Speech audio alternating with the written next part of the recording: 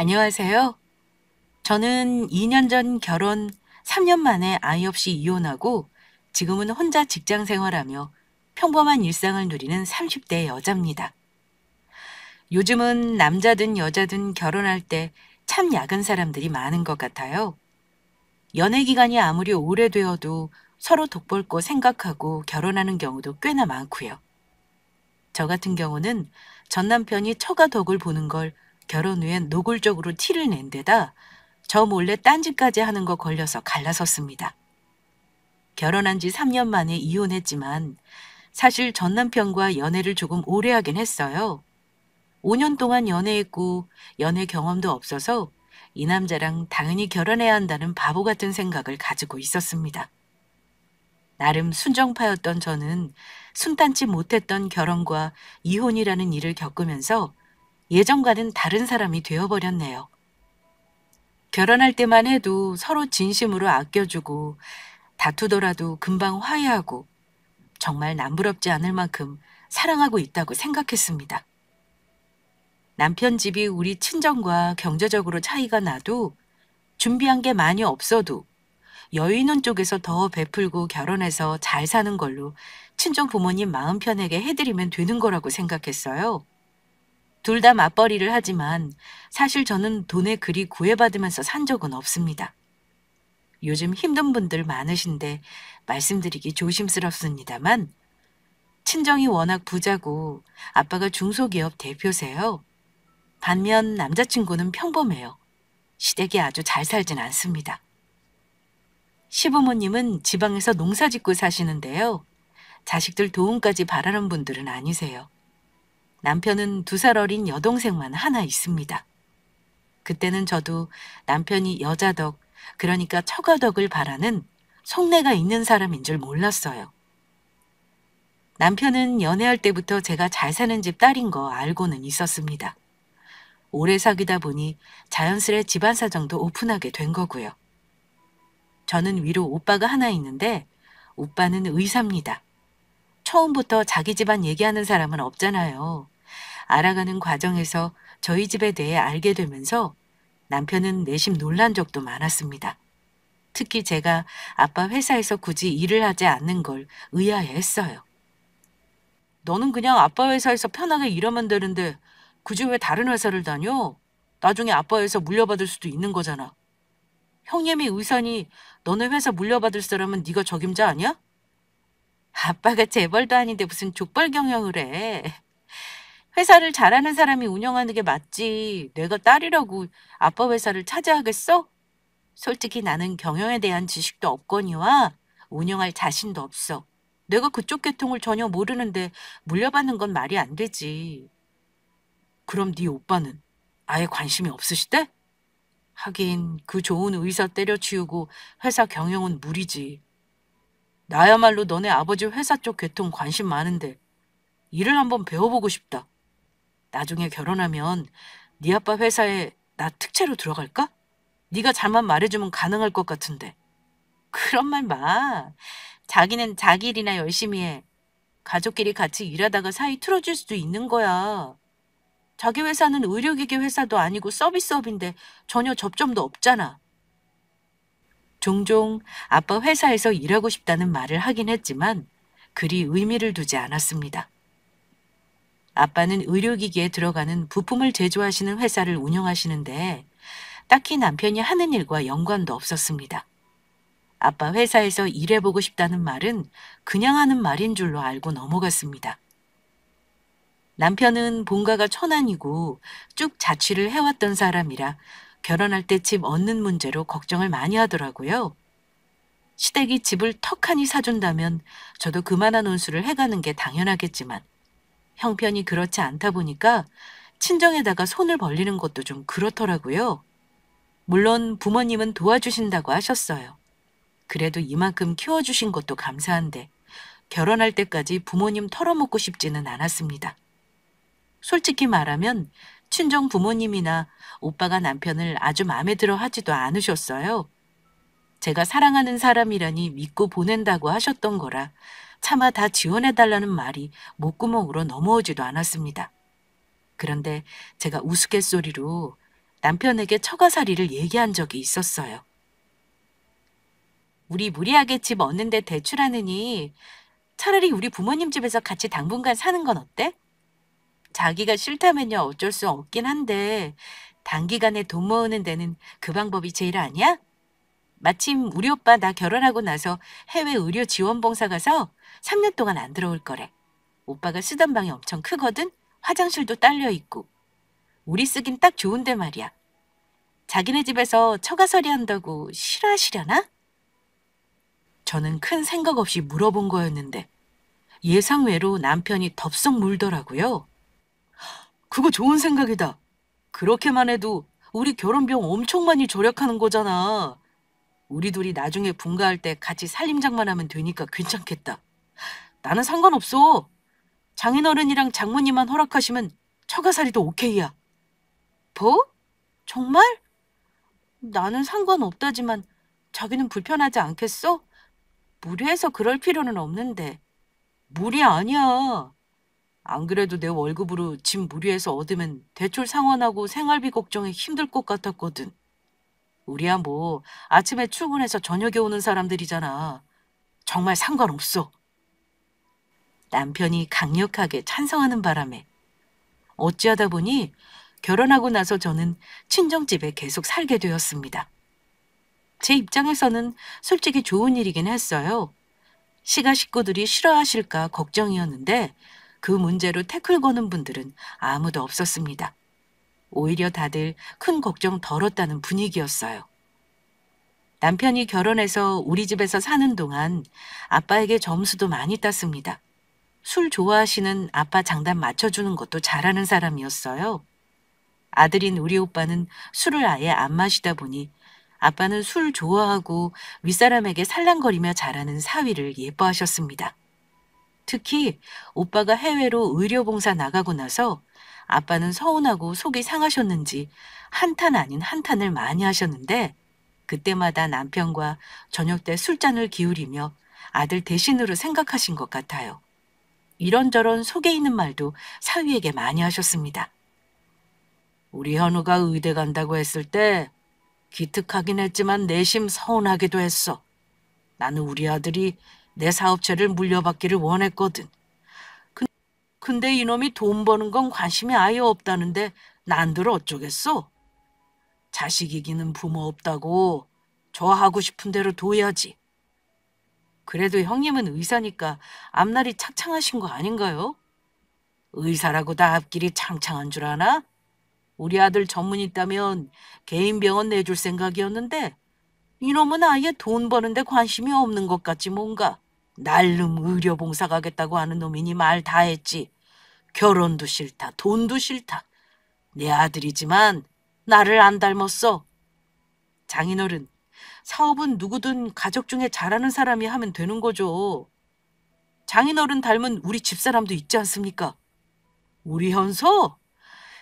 우리 현서는 워낙 곱게 자라 경영 같은 건 멘탈 약해 버티지도 못할 거야.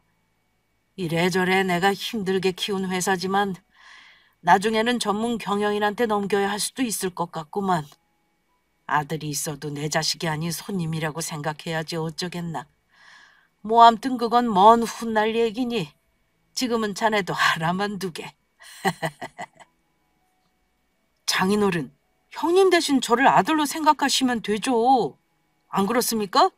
요즘은 사이도 자식이나 다름없는 거 아시죠? 장인어른 힘든 거 있으면 제가 다 도와드리겠습니다. 자네가 그렇게 말해주니 든든하구만. 제가 장인어른 회사에서 일 배우면 회사에도 보탬이 되지 않을까요? 장인어른만 허락하시면 저 지금 다니는 회사 그만두고 장인어른 회사로 재입사하고 싶은데요. 나도 생각 안 해본 건 아니니까 잠자코 있게. 김서방은 그게 문제야. 왜 매사 앞서 나가려고 하나? 모든 일에는 수순이라는 게 있는 거야. 직장 다닌 지 고작 3년이니 더 배우고 생각해보게. 사위가 내 일을 물려받는 것도 나쁘지는 않지. 하지만 당장은 김서방 본분에 충실하도록 해. 간혹 남편이 선 넘는 발언을 해서 제가 조마조마하기도 했는데 아빠는 생각보다 긍정적으로 생각하시는 것 같았습니다. 뭐 제 입장에서는 저는 아빠가 사위를 좋아하셔서 마음이 편했고 남편도 처가살이 하는 걸 그리 스트레스 받아 하지 않아서 다행이라 여겼습니다. 어쨌든 저는 친정에 딱 2년만 살다가 분가할 예정이었습니다. 그래서 남편과 제가 받은 월급 관리는 저 혼자 도맡아 했어요. 그리고 식비는 월에 적당한 금액을 엄마에게 드렸습니다. 물론 제가 드리면 엄마는 어떻게든 다른 방법으로 돌려주셨지만요. 물론 저 혼자 살 때랑 달리 신랑과 같이 친정에 살 때는 조심스러운 게 많긴 했어요. 부부 사이에 마냥 좋은 날만 있는 건 아니니까요. 싸움을 할 때도 조심해야 하고 부모님이 아시면 속상해하실 이야기도 많습니다. 저는 남편이 아빠와 대화할 때 어떤 사심이 있어서라고 생각한 적은 없었습니다. 그런데 간혹 저에게 은근히 처가덕을 보려는 듯한 말을 하는 일이 종종 있었어요. 제가 아무리 좋게 생각하려 해도 저도 사람인지라 남편이 욕심부리는 게 과하다 싶으면 여지없이 다툼이 되기도 했습니다. 아빠랑 술 한잔하고 나면 머릿속에 있던 말을 자기도 모르게 던지기도 했고요. 한 번은 저에게 우리 집안 재산 얘기를 하면서 이런 말을 한 적이 있었습니다. 장인어른이 얘기해 주신 건데 형님 앞으로는 아파트도 이미 한 채 해주신 게 있다며? 나중에 형님 결혼할 때 장만해 주실 거 미리 명의 이전해 주셨다고 하던데 혹시 당신 앞으로는 뭐 주신 거 없어? 솔직히 어느 누가 듣더라도 너무 노골적인 물음이잖아요. 오빠는 장남이고 우리 친정 부모님이 그 정도 해줄만 하니까 해주신 건데 자꾸 저한테는 뭐 해주시는 게 없냐고 하는 겁니다. 솔직히 저는 결혼할 때 시댁 사정을 알기 때문에 남편 사귄 정과 의리 생각해서 결혼한 거라 친정 부모님이 해주시겠다는 것도 마다하고 못 받은 게 많긴 해요.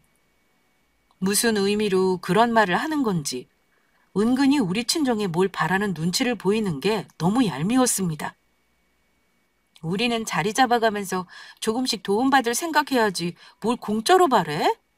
자기가 집 해온 것도 아니고 솔직히 우리 집에 몸만 들어와서 살잖아. 지금부터 뭐 해주기 바라는 건 오버야. 미리 말해두는데 나는 우리 아빠 재산에는 관심 없어. 아빠가 나중에 어련히 알아서 챙겨주시겠지. 어차피 주실 거 미리 주시면 좋을 텐데. 요즘엔 딸들도 재산 상속 받을 수 있는 거니까 확실한 거지? 무슨 뜻으로 하는 말인지 모르겠지만 나 그런 얘기 거북해. 자기는 장가 올 때 못해온 거 미안하게 생각하지도 않으면서 나한테만 뭘 그렇게 바래? 행여나 우리 부모님 앞에서 그런 소리 하지도 마. 야, 이제는 너랑 부모님이 가족이 아니라 너랑 나랑 잘 사는 게 중요한 거야. 그럼 내가 이런 말 안 해도 당신이 악착같이 자기 목 챙겨야 하는 거 아니야? 내가 맨날 왜 장인어른한테 잘하는 건지 정말 몰라서 물어? 뭐? 그럼 재산 받을 거 생각하고 가식을 떤다 뭐 그런 거야? 암튼 난 이런 말 당신한테 듣는 거 싫어. 한 번만 더 우리 집 덕볼 생각하면 10원 한 장 안 받을 거라고 아빠한테 말해버릴 거니까 헛된 욕심내지 마. 우리 아빠 재산이라도 받을 권리를 가지려면 자기도 똑같이 아들 의무를 하던가. 한참 꿀 떨어지는 신혼 때 이런 일로 싸우는 일이 종종 있었습니다. 처음부터 다퉜던 건 아닙니다. 남편이 속물 같긴 했지만 친정 덕볼 생각 없는 건 저였기에 기분 상하지 않게 잘 얘기하기도 했어요. 그런데 듣기 좋은 꽃노래도 한두 번이지. 술 먹을 때마다 저런 말을 하니 좋은 말이 나올 리가요. 딸도 자식인데 부모님이 한 푼도 안 주시겠어요? 주시면 받는 거고 안 주면 마는 거지. 사위가 처가재산 운운하는 건 좀 아니지 않나요? 한두 번 싸웠으면 그만할 법도 한데 자꾸 그런 소리를 하니 마치 저를 사랑해서가 아니라 우리 집 재산을 보고 결혼한 게 아닌가 싶기도 했습니다. 저는 부모님과 같이 살면 여러 가지로 좋은 점만 있는 줄 알았는데 마냥 그런 것도 아니더라고요. 결혼하고 나니까 아무리 친정 부모님도 같이 사는 게 어려운 점이 있었어요. 그래서 하루라도 빨리 돈을 모아 부모님 도움을 받더라도 분가를 염두에 두고 있었습니다. 그렇게 1년이 넘는 시간을 친정집에서 지내는 동안 글쎄요. 저는 남편과 사이가 멀어지기만 했습니다. 아무래도 신혼인데 어른들이 있으니 부부 사이에 스킨십도 어렵고 또 아침에 나갔다가 집에 들어오면 대화할 시간도 그리 많지 않았습니다. 게다가 날이 갈수록 남편은 회사 일을 핑계로 귀가 시간이 늦기도 했어요. 신혼 초에는 아빠와 그렇게 같이 앉아 술을 먹더니만 아빠가 몸이 안 좋아 금주하면서부터는 아예 집에서 겉도는 사람처럼 행동했습니다. 저는 그 모든 게 처가살이의 폐해라고 생각했고 하루라도 빨리 분가할 생각만 하고 있었습니다. 그러다가 1년 6개월 만에 드디어 친정 근처 작은 아파트 전세를 얻어 분가를 하게 되었어요.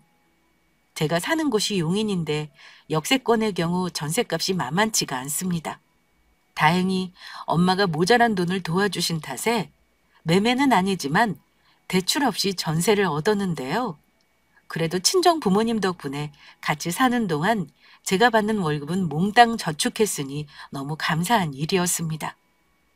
하지만 세상 일이 절대 마음먹은 대로 되는 게 아니더라고요. 저는 제대로 신혼살림을 꾸리고 싶은 생각에 집중해 있을 때 남편이라는 인간은 딴짓을 하고 있었다는 걸 제가 알게 된 사건이 있었습니다. 이사하고 정신없이 집도 꾸미고 몇 달을 저 혼자 집 꾸미는 재미로 살았는데요. 친정에서 분가하고 나서 남편은 그나마 보던 우리 부모님 눈치를 안 보게 되어서인지 아주 제멋대로 생활을 하기 시작했습니다. 다들 짐작하시듯 술, 늦은 귀가, 생활비 제대로 안 주고 버티기 등 온갖 미운 짓은 다 했습니다. 그러니 부부 사이가 좋았을까요? 당연히 좋지 않았습니다. 하루가 멀다 하고 다투기 일쑤였고 남편은 제가 결혼 전 3년간이나 연애하던 남자와 전혀 다른 사람 같았습니다. 당신 대체 요즘 뭐 하고 다니는 거야? 꼭 하숙생처럼 잠만 자고 나가면 다니? 계속 이런 식이면 곤란해? 같이 좋자고 분가한 건데 요즘 보면 당신 완전 싱글처럼 사네. 대체 술은 왜 매일 마시는 건데? 잔소리 좀 하지 마. 남자가 회사 일 때문에 술 좀 마시고 새벽에 들어올 수도 있지. 그동안 처가살이 하면서 내가 얼마나 눈치 보고 산 줄 알아? 그러다가 제가 충격을 받은 사건이 생긴 건 분가하고 나서 딱 6개월이 지났을 무렵이었습니다. 저는 원래 남편의 핸드폰을 들여다보는 사람이 아니지만 가끔 문자 내역 같은 것이 눈에 들어올 때가 있긴 합니다. 남편 핸드폰 잠금 비번은 원래 알고 있었지만 제가 본인 폰을 안 들여본다는 걸 알아서 보안에 신경 쓰는 사람도 아닙니다. 그런데 남편 핸드폰 알림으로 택배가 도착했다는 알림이 뜨길래 무심코 남편이 없는 사이 열어봤더니 무슨 여성용품 같은 걸 엉뚱한 주소로 시켜놨더라고요. 그런데 받는 사람 이름이 여자 이름이었습니다. 원래 여자의 촉이라는 게 무서운 거잖아요. 그 이름을 본 순간 뭔가 기분이 찝찝한 겁니다. 그래서 남편이 샤워하는 그 짧은 시간 동안 문자 내역과 사진첩을 빠른 속도로 열어보았습니다. 그런데 너무나 허무하고도 쉽게 남편이 그동안 어떤 여자와 썸도 타고 가까워지면서 데이트를 하고 마침내 내연관계가 되어버린 일련의 과정들을 전부 확인해버리고 말았습니다. 그것도 총각 친구들과 술 먹다가 알게 된 연인이 제대로 정신 박힌 여자도 아니었어요. 아마 기혼 여성분들 자기 남편은 절대 다른 여자와 외도만은 안 할 거라 생각하실 겁니다. 저 역시 다르지 않았고 다른 건 몰라도 바람만은 안 피울 사람인 줄 알았습니다. 하지만 남편이 저를 꽤나 오랜 시간 속여왔다는 걸 알고 나니 머리가 하얘지면서 아무 생각이 안 나더라고요. 바로 남편에게 말하지도 못하고 몇 날 며칠을 소갈이 하다가 저는 남편과 이혼할 결심을 하게 되었습니다. 카페에도 가입해서 알아보고 주변 친구들에게 물어보니까 한결같이 말하는 게 무조건 증거를 수집해야 이혼할 때 유리하다고 하더라고요. 그래서 남편 앞에서는 아무것도 모르는 척 메소드 연기를 했고 3개월 동안 철저하게 외도 증거를 수집한 끝에 상간녀 이름과 직업, 그리고 연락처까지 알아냈습니다. 그야말로 내일이라도 당장 이혼소장을 제출할 수 있을 정도로 저는 이혼 준비를 철저히 했고 터트릴 날만 기다리고 있었습니다. 그런데 왜 나쁜 일은 띄엄띄엄 오지 않고 한꺼번에 오는 걸까요? 제 일로 정신없던 그 즈음, 아무 문제 없을 것 같았던 우리 집안에 갑작스레 우환이 닥쳤습니다. 평소 건강하셨던 아빠가 어쩐지 1년 전부터 술도 못 드시고 자꾸 소화가 안 된다고 하셨는데 미루고 미루다 받은 건강검진에서 담도한 말기 진단을 받으신 겁니다. 평소 건강한 편이셨고 불편감을 느끼기 전까지는 전혀 자각 증상이 없으셨다고 하시는데 우리 가족에게는 정말 큰 충격이었습니다. 이제 겨우 60대 초반의 나이고 다른 사람들은 제2의 인생을 사는 나이인데 평생 바쁘게 일만 하신 아빠에게 찾아온 병을 인정하기 힘들었습니다. 저도 많이 울고 힘들었지만 엄마는 뭐 거의 졸도 직전이셨고요. 큰일이 난 만큼 오빠에게도 이 소식을 알려야 했습니다. 그런데 오빠에게 아빠 병을 알리자 오빠는 큰 충격을 받은 것 같았어요. 오빠는 의료봉사를 나간 지 2년 남짓 기간 동안 살아있다는 안부 외에 따로 부모님과 전화통화를 한 적이 없었습니다. 아마 아들 노릇을 못했다는 것 때문에 죄책감을 느낀 것 같아요. 현서야, 미안하다. 자식이 의사면 뭐해. 아버지 그렇게 몸이 안 좋아지시는 것도 모르고 나는 내가 하고 싶은 것만 하고 살겠다고 외국에 나가 있었구나 생각하니 우리 가족에게 내가 너무 미안해. 여기 생활 다 정리하고 들어가서 아버지 치료하는 거 집중할 테니까 너무 걱정하지 마. 우리 가족이 힘 합치면 안 될 거 없어. 일단 아버지 일은 그만두신 거지? 지금 다른 데 신경 쓰지 말고 무조건 치병에만 신경 써야 하니까 네가 힘들어도 아버지랑 어머니 많이 도와드려. 오빠, 나 아빠가 우시는 거 처음 봤어. 회사 문제라도 걱정을 너무 많이 하시더라고. 아빠도 예상치 못하게 진단받으신 거라 아무런 준비를 못했다면서 우시는데 엄마랑 나도 울었어. 오빠가 정리하고 들어온다니까 그때까지는 나도 힘내볼게. 되도록 빨리 정리하고 들어와, 오빠? 오빠는 남편의 안부도 물었습니다. 하지만 저는 차마 슬퍼하는 오빠에게 남편이 무슨 짓거리를 하고 다니는지 말하지 못했어요. 말하더라도 일단 한국에 오빠가 오면 얘기해야겠다고 생각한 저는 티를 내지 않았어요. 그 뒤로도 남편의 행동은 가관이었습니다. 아빠가 아픈 건 당연히 남편도 알게 되었고 소식 듣고 나서 자리에서 벌떡 일어나기까지 했습니다. 남편의 외도 사실을 몰랐다면 깜짝 놀라서 그런 건 줄 알았을 테지만 남편의 비밀을 알고서 그런 행동을 보니 아빠 아프다는 소식 듣고 너무 좋아서 놀란 것처럼 보이더군요. 그럼 장인어른 얼마나 살 수 있으시다는 거야? 담도한 말기면 몇 개월 못 버티시는 건가? 아니 왜 그 지경이 되도록 아픈 줄도 모르셨다는 거야. 이해가 안 간다. 장모님이 많이 놀라셨겠어. 당신이랑 내가 당분간 신경 많이 써야겠네. 병원 갈 일 있으면 내가 회사 연차 내서라도 모시고 갈 테니까 언제든 말해. 오빠가 안 그래도 다음 주 내로 의료봉사 일 다 정리하고 귀국할 거래. 아는 대학병원 교수님한테 말도 해놨어서 그쪽으로 전원해서 다시 치료 시작해보려고. 당신이 도와준다니 고맙네. 도움 필요한 일 있으면 말할게. 그러더니 정말 오빠가 한국으로 들어올 때까지는 친정에도 같이 가주고 오빠 병원도 같이 가주면서 잘하는 척 아주 극진한 척 하더군요. 하지만 아니나 다를까 그 급한 성격과 가벼운 주둥이가 역시 가만히 있지 않았습니다. 그 방정맞은 입으로 귀엽고 자기 속내를 훤히 드러내는 말을 하더라고요. 여보, 장인어른 회사 말이야. 그럼 당분간 대표 자리가 공석인 거잖아. 단기간 공석인 건 어떻게든 넘어가도 장기적으로 장인어른이 대표 자리 비우는 건 거래처나 외부에서 보기 좋지 않을 것 같아. 직원들도 대표가 오래 공석이면 해이해지지 않겠어? 아무래도 공석은 빨리 누가 메우는 게 나을 것 같아. 형님은 전혀 회사 일에는 관심 없으신 거지? 당신이 혹시 모르니 넌지시 물어보기라도 해봐. 남편이 왜 아빠 회사 대표 자리가 공석이라는 걸 걱정하겠어요? 예전부터 대놓고 아빠 회사에서 일하고 싶다는 거 노래를 부르던 사람이니 그 속내가 뻔히 보였죠. 저는 남편의 의중을 모르는 척하고 이렇게 말했습니다.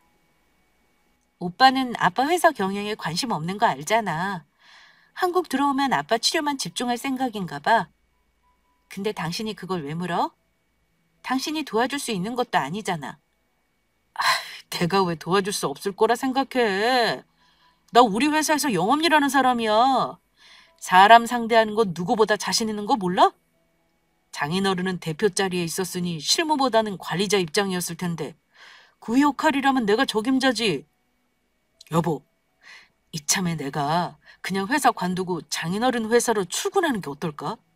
나야 뭐 재무제표 보면 회사 돌아가는 사정은 단 하루면 파악할 수 있어. 남편이 원하는 걸 본인 입으로 줄줄 말하더라고요. 남편은 아빠가 회사에 나가지 못하는 걸 기회로 본인이 아빠 대타 노릇을 하고 싶었던 겁니다. 제 입에서 오케이가 떨어지면 내일이라도 당장 집어치우고 아빠 회사로 출근할 것처럼 보였습니다. 줄 사람은 생각도 하는데 김칫국 마시는 꼴이라뇨. 저는 다른 일로 복수할 것이 아니라 이게 바로 복수의 기회겠구나 싶었습니다.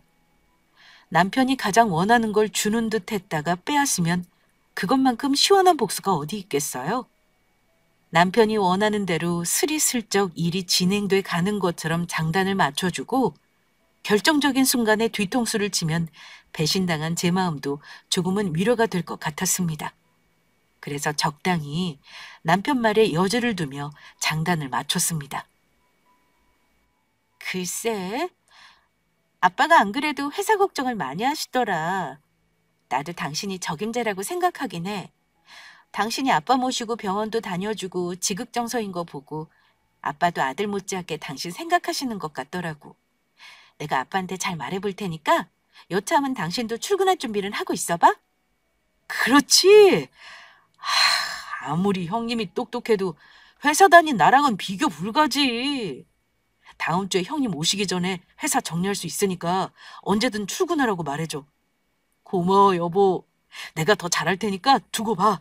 역시 내 맘 알아주는 건 당신뿐이네. 남편 놈은 마치 아빠 회사가 벌써 자기 것이라도 된 듯 기쁨을 감추지 못하더군요. 그래, 나도 당신뿐이네. 암튼 오빠 오면 아빠도 힘내시겠지 뭐. 힘든 고비는 빨리 넘기길 바라봐야지. 남편은 제 말은 귀에 들어오지도 않는 것처럼 보였습니다. 입은 귀에 걸려 있고 눈과 손은 스마트폰에 집중해서는 누군가에게 문자질을 새벽까지 하더군요. 누군지 짐작이 갔지만 모른 척하고 잠청하느라 혼났습니다.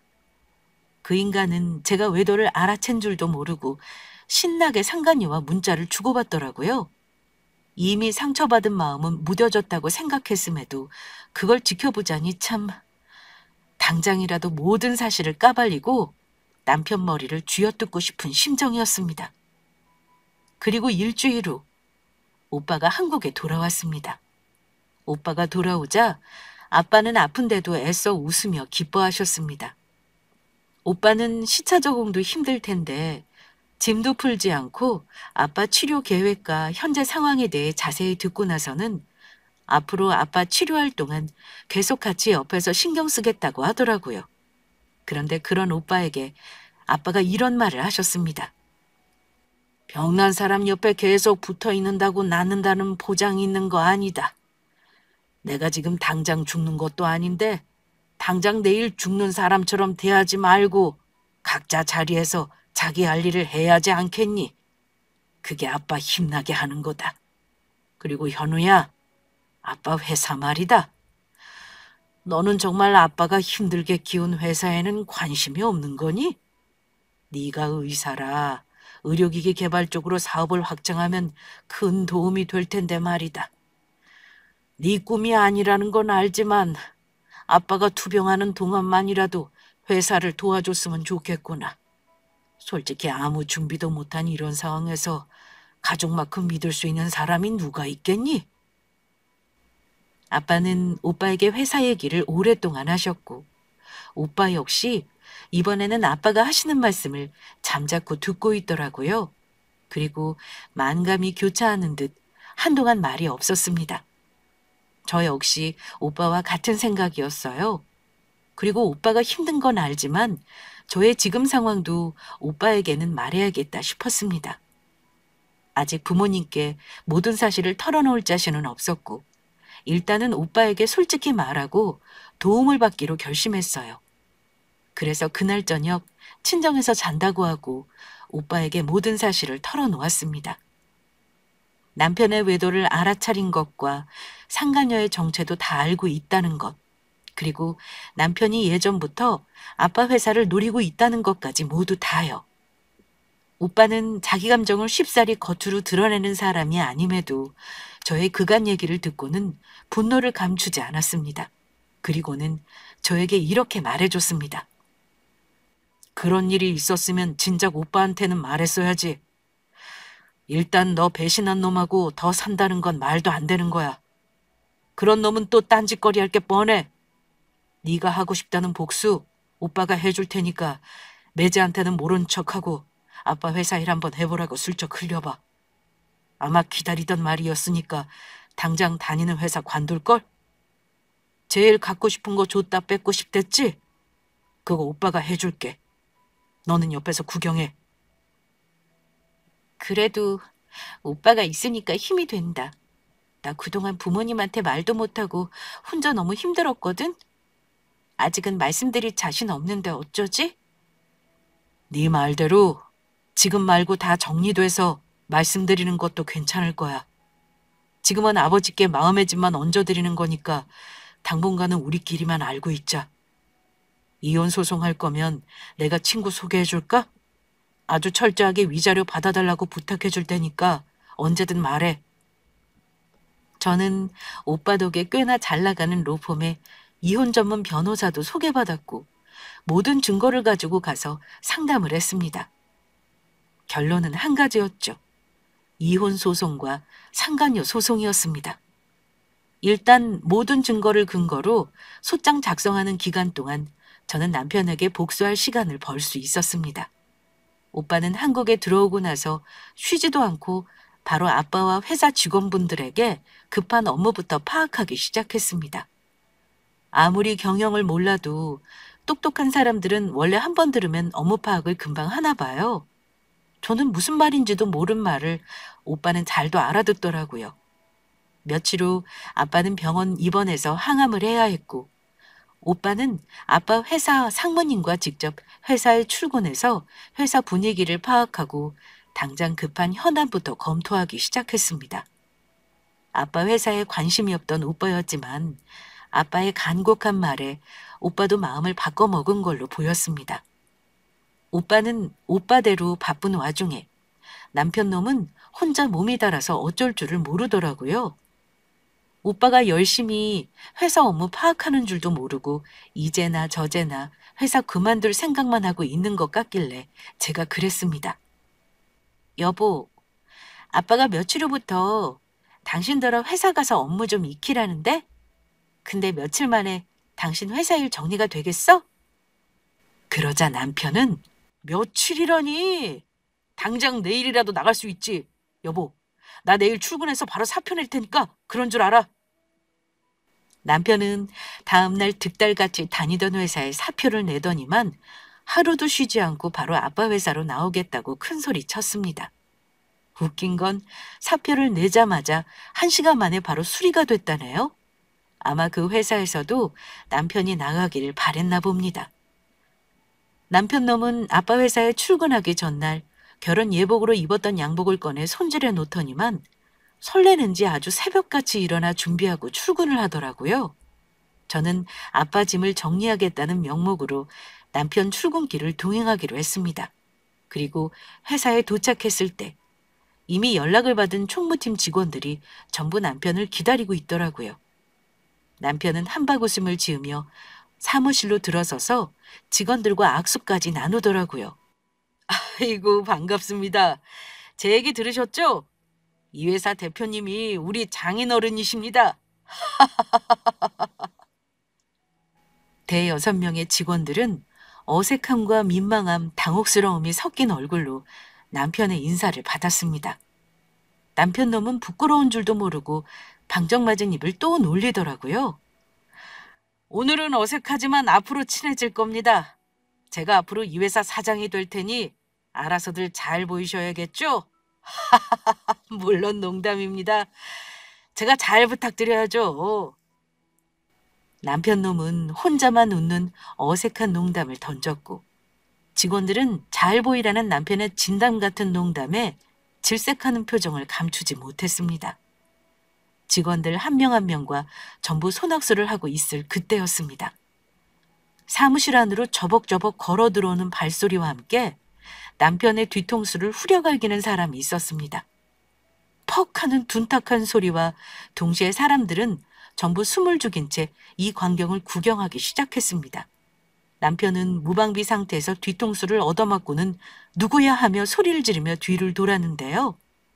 남편의 뒤통수를 날린 건 다름 아닌 바로 우리 친정 오빠였습니다. 아니, 형님, 귀국하신 건 알고 있었는데 여긴 어쩐 일이신지. 왜 사람 머리는 후려치신 거예요? 반갑다는 인사치고는 너무하신 거 아닙니까? 반갑다고? 나 매제한테 반가워서 친 거 아닌데 감히 여기가 어디라고 사장 행세를 하는 거지? 매제 너 누구 허락받고 우리 아버지 회사에 온 거야? 본인이 무슨 자리로 가는지는 알고서 출근한 건가? 당연히 알죠, 형님. 오늘부터 저 대표 자리 경영 인계인수 받으려고 하는데요. 그러는 형님은 경영에는 관심도 없다면서 장인어른 회사에는 뭐하러 오셨습니까? 아, 우리 집사람이 장인어른 짐챙이로 같이 가자더니 그거 가져려고 오신 거군요. 남편은 못마땅한 얼굴로 오빠에게 말했고 그때 오빠는 갑자기 주먹을 쥐더니만 남편의 정수리에 꿀밤을 날리더라고요. 매제한테 이거 먹이려고 왔다. 한 대 맞고 정신 차려 이 자식아. 저는 오빠보다 머리통 하나가 작은 남편이 꿀밤 맞는 게 너무 고소해서 순간 웃음을 참지 못했습니다. 남편은 사람들 앞에서 못 볼 꼴을 보인다고 생각했는지 화를 참지 못하더라고요. 형님, 저도 참는 데는 한계가 있어요. 대체 저한테 왜 이러시는 겁니까? 여보, 형님한테 뭐라 말 좀 해봐. 대체 나한테 왜 이러시는 거야? 형님 가시라고 해. 나 지금 직원들한테 인사하는 거 안 보여? 이때다 싶었던 저는 그동안 참았던 모든 걸 밝히기로 했습니다. 당신이 왜 맞는지 정말 몰라? 어쩜 그렇게 나한테 당당할 수가 있어? 자, 이거나 받고 정신 차려. 그동안 당신 신나게 여자 만나고 나 몰래 딴짓하고 다닌 거 설마 그렇게 티내고도 내가 모를 줄 알았니? 나 다 알면서 참은 거야. 근데 이제 때가 온 것 같아. 이거 소장이야. 정식으로 법원에서 송달될 거지만 어차피 알게 될 테니까 잘 봐봐. 우리 이혼할 거니까 당연히 우리 회사는 당신이 필요 없는 거 알지?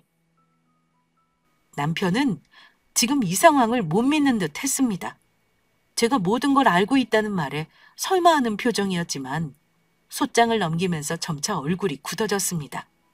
그도 그럴 것이 외도의 증거가 너무 명확했고 상간녀의 이름과 인적사항을 보고는 차마 뭐라 말을 못하더라고요. 매제, 우리 아버지 회사는 앞으로 내가 맡기로 했어.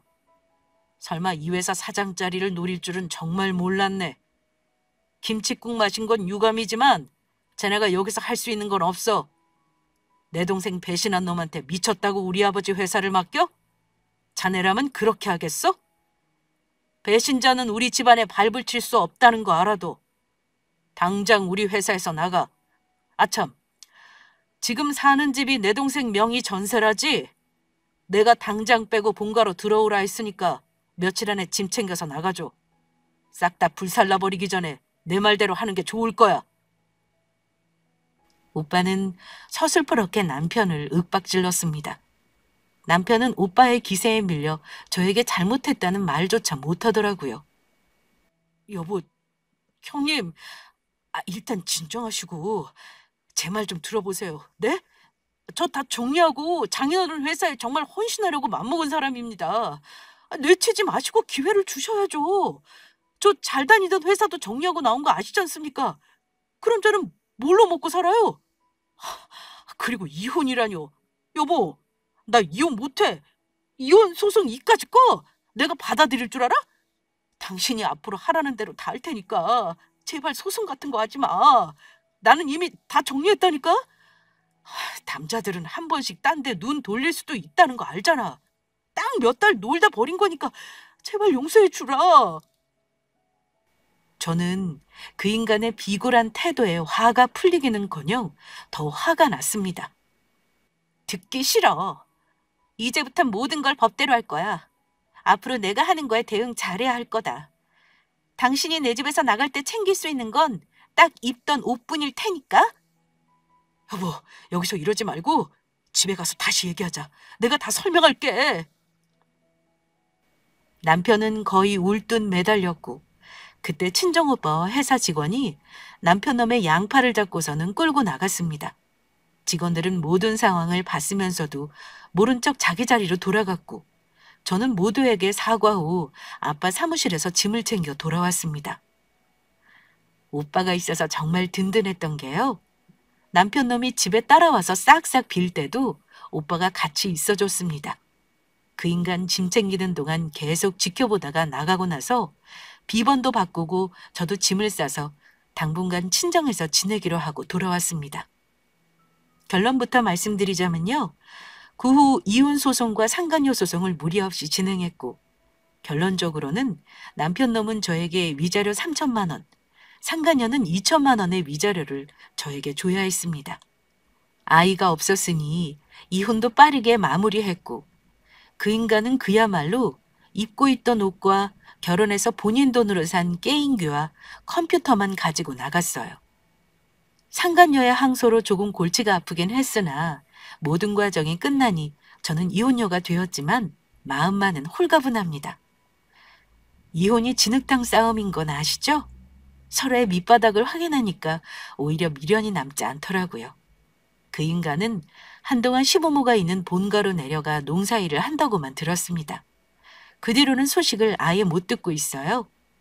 이혼 후 2년의 시간이 흐른 지금 아빠는 힘든 치료를 버티시다가 작년 봄을 넘기지 못하고 돌아가셨습니다. 온 가족이 힘들어하다가 이제야 좀 정신을 차리고 차근차근 정리하고 있습니다. 저도 사연을 보내며 마음을 정리하고 새 출발의 계기로 삼으려고 합니다. 어찌됐건 시간은 흐리기 마련이고 그러다 보면 이혼한 아픔도 금방 잊히겠죠. 구독자분들도 이혼한 거 잘했다고 격려해 주시면 큰 도움이 될 것 같습니다. 제 사연은 여기까지 할게요. 끝까지 들어주셔서 감사드립니다.